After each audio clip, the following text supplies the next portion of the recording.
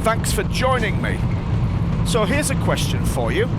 When you buy a bike, is it a decision of the head or of the heart?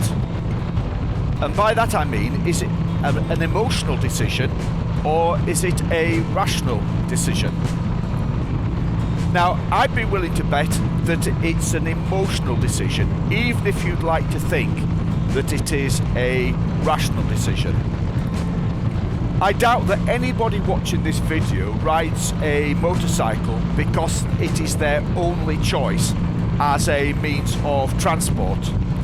These days, motorcycles are luxury goods. That's to say, they are a non-essential purchase. You don't need a motorcycle in this day and age, but rather you choose to buy one. And why? Well, for most of us, it's a lifestyle decision. And it's important to recognise that, because the bike or bikes that we choose to ride are dictated both by our chosen lifestyle and also by the self-image that we have, that we like to project about ourselves. So your motorcycle becomes an extension of your personality, or if you want to put it in more psychological terms, an extension of your ego. And consciously or unconsciously, the choice of what you ride becomes part of the way you project yourself into the world. It's also very much about the way we like to feel about ourselves. In the same way that dressing up in formal clothes or dressing in casual clothes can make you feel very different about yourself, particularly if you're in the company of people whose opinions matter to you. And then riding different types of bike can make you feel different about yourself and can project a different image of yourself as well. So, for example, it's well known that the vast majority of big adventure bike riders never actually ride them the way that they were intended. Rather, they just take them for a gentle ride to their favourite cafe on a sunny Sunday. But what's wrong with that? Absolutely nothing, in my opinion. If you ask any rider why they ride that particular bike, their answer will boil down to the fact that they enjoy riding it. And dig a little deeper, they'll probably admit that they enjoy it because they enjoy the way that owning and riding that bike makes them feel. And they also enjoy the image or the style of that type of bike, and hence the image that they project of themselves. And again, what's wrong with that? Nothing, absolutely nothing. That's just the way we live our lives.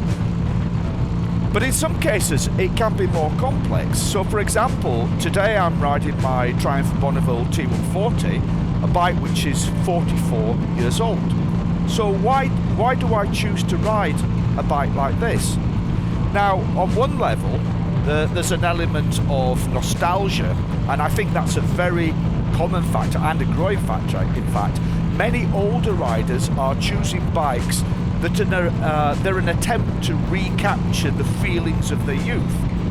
And I believe that's a major factor behind the rise in the popularity of retro bikes and classic bikes. But I have to say that younger riders are also attracted to retro bikes, and I think that's because younger riders tend to be more stylish, and retro bikes are more stylish. Younger riders in the main tend to be more fashion conscious and more image conscious, and this accounts, I think, for the popularity of bikes such as the Royal Enfield and the Triumph Bonneville ranges. These are very stylish bikes which come with huge dollops of nostalgia. But speaking as an owner of several classic bikes, there's something else to classic or vintage bike riding and ownership. And that is a deeper relationship between the rider and the bike. Something which can be hugely satisfying. I've spoken about this in other videos I've made because it's something that's very important to me and which lies at the heart of my biker lifestyle. There's something very special about riding a bike which you've built yourself or which you've worked on over many years, You know that it's running and on the road because of your own efforts. You also know all the intimate details of the bike, how it works, its weaknesses and its strengths, its little foibles, and so on. And as with a personal relationship, such as a marriage, this is something that can only develop over time, and over a long time. And so by definition, it's hard to have any such relationship with a bike that is new. And it's difficult to develop a relationship like this if you buy a new bike and then trade it in every couple of years, as many people do, particularly if they're buying the bikes on PCP schemes. It's like constantly going on dates with new people, and that can be fun and exciting because each bike is different, but you never get to build that long-term relationship. However, I'm not saying that there's anything wrong with buying new bikes regularly. It's just a different way of experiencing biking. And to come back to my original point, even that is an emotional decision rather than a rational one, because it's a decision about what kind of bikes you want to ride and how your experience of a biker, how you want to experience being a biker. So, there you are, that's my thought for today. Now, I suspect this is going to be one of the last rides of this year on my Bonneville T140. The weather has really closed in here over the last 2 weeks, and they're now starting to salt the roads around here. So it's time I think, to put this bike away for the winter and to stick to riding the bikes that I'm less concerned about getting damaged by the salt. So possibly over the next week or two I might post another video on putting this bike to bed for the winter, what I do to sort of store it safely over the winter.